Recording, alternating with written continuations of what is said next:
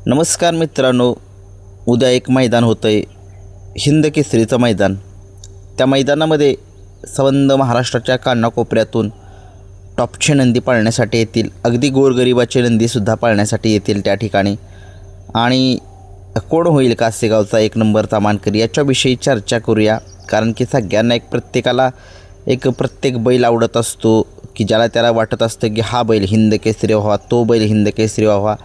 एक तर्क वितर्क याच्याबद्दल आपण थोडीशी चर्चा करूया. कारण की सगळ्यांनाच माहिती आहे की जो टॉपचा पायरा असेल तो एक नंबर होईल, परंतु ती जर गाडी फॉल झाली तर मग काय अवघड आहे.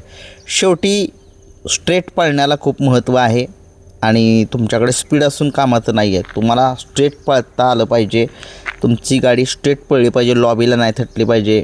एकदम व्यवस्थितरित्या सरळ जर गेली तर गाडी तुमची 2-3 नंबरमध्ये उतरू द्या. पण बाकीच्या जर गाड्या जर फॉल झाल्या मोठमोठ्या तर मग त्यांना चान्स मिळेल. परंतु असो, जो तो प्रत्येकजण तयारीतच येणार आहे. सुरुवात आपण करूया या बैलगाडा शर्यत क्षेत्रामध्ये चटणी भाकरीच्या पैलवानापासूनच सुरुवात करूया. सगळेजण त्या घरणीकराच्या राजाचे फॅन आहेत. त्याचा पैरा टॉपचा व्हावा सगळ्यांना वाटतं आहे. कारण की तो एक टॉपचा नंदी आहे आणि चटणी भाकरीचा पैलवान त्याला म्हटलं जातं. आणि ज्यावेळेस मोठं मैदान असतं त्या मैदानामध्ये 100% हा नंदी जो आहे घरणीकरांचा राजा तो फायनलला राहतोच आणि चांगली कामगिरी करतो. आणि जर त्याच्यासोबत जर चांगला पैरा असेल टॉपचा तर तो कधीच नाराज करत नाही.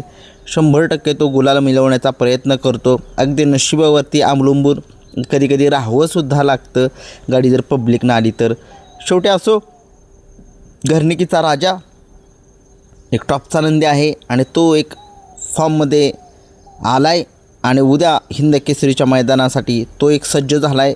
कुणाकुणाला वाटते की हिंद केसरी घरणिकीकरांचा राजा उद्याच्या मैदानामध्ये गुलाल मिळवेल किंवा एक नंबरचा मान पटकवेल, त्यांनी कमेंट्स बॉक्समध्ये सांगा. मी आता वळतो आहे रायनाबद्दल. कारण की रायना सगळ्या महाराष्ट्राला माहीत आहे. किरणप्पा शालगाव कालगावकर, उत्तम शेटगवळी तसेच महेशप्पा यांच्या सहकाऱ्यांचा म्हणजेच रायनाचा आहे आणि वेगळंच आहे. या बैलगाडा शर्यत क्षेत्रांमधील नाव आहे. जो क्रिकेटपट्टू आहे सुरेश रैना त्याच्यानुसारच हे नाव रायना आहे आणि वेगळंच एकमेव असं नाव आहे बैलगाडा शर्यत क्षेत्रातलं रायना. खरंच रायना करेल का उद्या दायना, आणि उद्या करेल का एक नंबर? काय वाटतंय? नियोजन टॉपचं आहे रायनाचं सुद्धा. आणि रायना सगळ्या महाराष्ट्राला माहिती आहे. हिंद केसरी आहे माळशिरसच्या मैदानाचा. सावकार आणि तो सावकार का कोण आहे मला एवढं आठवना, तो आणि रायना एक चांगल्या फॉर्ममध्ये जोडी आहे. बघूयात आता, समजेल उद्याच सगळे तर्क वितर्क अंदाज कोणाचे फेल होत आहेत, कोणाचे खरे ठरत आहेत. कमेंट्स बॉक्समध्ये सांगा. रायना उद्या एक नंबर करू शकतो का? ज्याचे फॅन आहेत रायनाचे त्यांनी.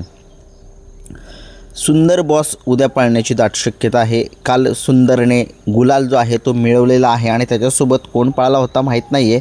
परंतु हा एक नंदी सगळ्या महाराष्ट्राला माहिती आहे. गुलालाचा बेताज बादशाह आहे. वय झालं तरी या बैलगाडी शर्यत क्षेत्रामध्ये आता सर्वात जास्त वयाचा बैल तोच आहे. तरीही त्याच्या अंगामधील रग आणि धमक अजूनही आहे आणि तो चांगल्या रीतीने पळतो आहे. सुभाष तात्या मांगडे यांचं नावसंबंध महाराष्ट्रामध्ये करतो आहे असा हा सुंदर बॉस. बघूया उद्या काय वाटते तुम्हाला, कमेंट्स बॉक्समध्ये सांगा. उद्या एक नंबर करेल का सुंदर बॉस? सप्त हिंद केसरी भारत हा सुद्धा उद्या पळताना आपल्याला दिसू शकेल असं वाटते. मोठं मैदान आहे, काळ्या मातीमध्ये तो चांगला पळतो. जर त्याच्यासोबत जर एक टॉपचा जर पैरा असेल तर भारत कधी नाराज करणार नाही. मला वाटते भारत कमबॅक करेल. भारत आहे, त्याचा इतिहास खूप असा मोठा आहे आणि त्याच्यामध्ये धमक आहे एक नंबर करण्याची. बघूया काय होतं. आता वळूयात आपण कारुंडेकरांच्या चिक्यासबद्दल. हा एक नंदी सगळ्या महाराष्ट्राला माहिती आहे की गुलालाचा बादशाह त्याला म्हटलं जातं आणि मोठ्या मैदानामध्ये तो गुलालामध्ये असतोच. आणि हा चिक्या जो आहे तो दोन्ही साईडनं पळतो, उजव्या खांदी डाव्या खांदी. काय कुठं तुम्ही जिथं टाकाल त्या ठिकाणी तो पळतो. आणि तो सुद्धा एक चांगला टॉपचाच नंदी आहे. आणि कलेटोन अजय शेट काय मला त्या नाव मला माहीत नाही त्यांचं शेटचं चिक्याच्या मालकाचं. तो एक चांगला नंदी आहे. बघूया कशा पद्धतीनं आटील ड्रायव्हर तामखाडा या गाडीवरती बसतील. कुणीही असू द्या त्याच्यासोबत आटील ड्रायव्हर एक एक हिंद केसरी ड्रायव्हर आहेत आणि ते सगळ्या महाराष्ट्राला माहीत आहेत की कशा पद्धतीने त्यांना माहिती आहे गाडी हँडल करायची असते, चिक्याला कुठनं कसा पळवायचा. बघूया काय होतं. विठ्ठल नानांचा घरचा साज एक फायनल असेल बरं का.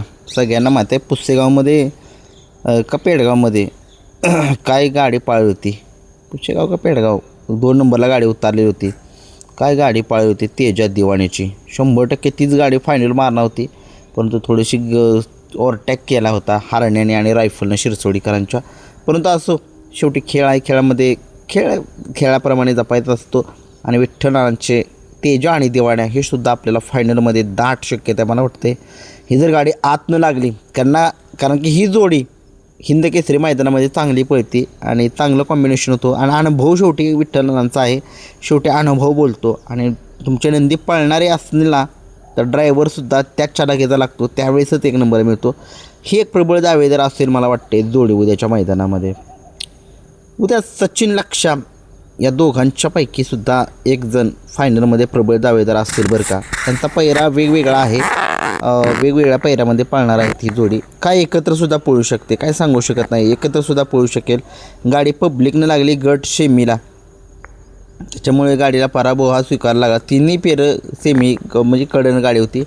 परंतु असो, शेवटी नशिबावरती सुद्धा अवलंबून राहावंच लागतं. सचिन लक्षा पुनरागमन करेल मला वाटते ही जोडी. तुम्हाला काय वाटते तुम्हीसुद्धा सांगा की ही एक जोडी 1 नंबर करू शकते का. ज्याचे फॅन्स आहेत त्यांनीसुद्धा कमेंट्स बॉक्समध्ये सांगू शकताय. आता बोलूया लखनकडे वळूया. लखन तुम्हाला सांगतो 1 नाही तर 2 नंबर त्याचा फिक्सच असतो. पैरा कोणी असो, लखन हा लखनच आहे. डाव्या खांदी पाळणारा या बैलगाडा शर्यत क्षेत्रामधील असा एकमेव बैल की जो जाईल त्या मैदानामध्ये 1 नाही तर 2च नंबर मिळतो आहे त्याला. म्हणजे असं एवढं मजबूत खांदी आहे हा लखन. एवढा तळ काढतो की दुसऱ्या बैलांना चान्स देत नाही तो की पुढे निकाल घेण्याचा. आणि जरी गाडी मागं राहिली असेल तरी तो गाडी ओव्हरटॅक करतो, म्हणजे करतो. असा हा लखन आहे संभाजीनगरकरांचा. एक त्याच्याकडून खूप साऱ्या अपेक्षा असतील, थोडंसं मनोबल थोडंसं ढासळलं असेल त्यांचंसुद्धा. कारण की तुम्हाला बघितलं ते मैदानामध्ये एक टॉपचा पायरा होता भुंगा आणि लखनचा, तरी 2 नंबर मिळवला त्यांनी. पण शेवटी लखन आहे तो बाजी मारतो. आणि किशोर ड्रायव्हर जे आहेत त्याच्या गाड्यावरती अनुभवी ड्रायव्हर आहेत. बघूया काय होते काय नाही ते. त्याचा प्रबळ दावेदार मथुरसुद्धा आहे. सगळ्या महाराष्ट्राला माहिती आहे मथुर मोठं मैदान म्हटलं की मथुर फायनलला असतोच. आणि जर गाडी जर आत नसली तर कोणी म्हणायचं नाही मी टॉपचा आहे काय आहे. मथुर आहे, सगळ्या महाराष्ट्राला माहीत आहे. कोणी गणित लावू शकत नाही की मथुर 1 नंबर म्हणजे मथुर गटाला पराभूत होईल किंवा शेमीला पराभूत होईल. मथुर आहे तो बिंदोडचा बादशाह आणि 3 फेऱ्याचा बादशाह आहे. तो कधीच कमी समजत नाही आहे आपल्या म्हणजे फॅन्स लोकांना, की नाराजच करत नाही तो कुठलाही पायरा असू द्या मथुरसोबत. आणि राहुल दादा टॉपचंच नियोजन करतात त्याचं. आणि मथुर कधीच नाराज करणार नाही, सगळ्या महाराष्ट्राला माहिती आहे. आणि उद्या मथुरसुद्धा काय वाटते कुणाला वाटते त्यांनी कमेंट्स बॉक्समध्ये सांगा की उद्या मथुरसुद्धा 1 नंबर करू शकतो. आणि बाकीचे खूप सारे नंदी आहेत ते सुद्धा टॉपच्याच पायऱ्यामध्ये येतील. सर्जा पंचम हिंद केसरी वेगाचा शेवट सर्जासुद्धा एक मला वाटते तो सुद्धा फायनलमध्ये राहावा. कारण की त्याच्यामध्ये सुद्धा रग आणि धमक आहे. परंतु त्याला बैल पब्लिकनं पाळणारा पाहिजे त्याच्यासोबत, मग तो गाडी खेचतो तर खेचतोच. फक्त त्याच्याबरोबर सर्जासोबत पब्लिकनं ठाम बैल पाळणारा पाहिजे दोन्ही साईडला. जरी गाडी उजव्या फाटीनं पब्लिकनं लागली किंवा डाव्या साईडनं जर त्याच्यासोबत जर बैल चांगला पाळणा असेल ना पब्लिकनं, मग सर्जा बोडत नाही तो त्याला. बघूया काय होते काय नाही. करेल का सर्जा उद्या 1 नंबर काय वाटते कमेंट्स बॉक्समध्ये सांगा. उद्या देव बकासूर पाळणार आहे उद्या, काय वाटते बकासूर 1 नंबर करेल का उद्या. कारण की सगळ्यांची एक नजर जी आहे ती बकासूरवरच आहेत. एक अंदाज सगळेजण बांधतायत बकासूरच्या पायऱ्याचा. अंदाज कधीच कुणाला लागून देत नाहीत. या कानालासुद्धा लागून देत नाहीत असे हे संतोष मामा बैलगाडा शर्यत क्षेत्रामध्ये मास्टर माइंड ज्यांना म्हटलं जातं. काय वाटते कोण आहे बकासूरचा पायरा. आता मी सांगितला एक अंदाज आहे, फिक्स आहे, शेवटपर्यंत कळत नाही बकासूरचा पायरा. आणि उद्या बकासूर त्या जोशामध्ये येणार, त्या फॉर्ममध्ये येणार. सगळ्या महाराष्ट्राला एक हुलकावणी बसेल का. एक सगळ्या महाराष्ट्राला आतुरता आहे की बकासूर उद्या 1 नंबर करेल का. मथुर आणि बकासूर या दोघांच्यापैकी भारत सुंदर एक जुने सगळे घरणिकीचा राजा यांच्यापैकीच कुणीतरी एक नंबर न्यावा असं मला वाटते. संभाजीनगरमध्ये नको जायला, सारखे सारखे तेच नेत आहेत. आपल्याच बैलांनी नेऊ द्या मला असं वाटते. तुम्हाला काय वाटते कमेंट्स बॉक्समध्ये सांगा.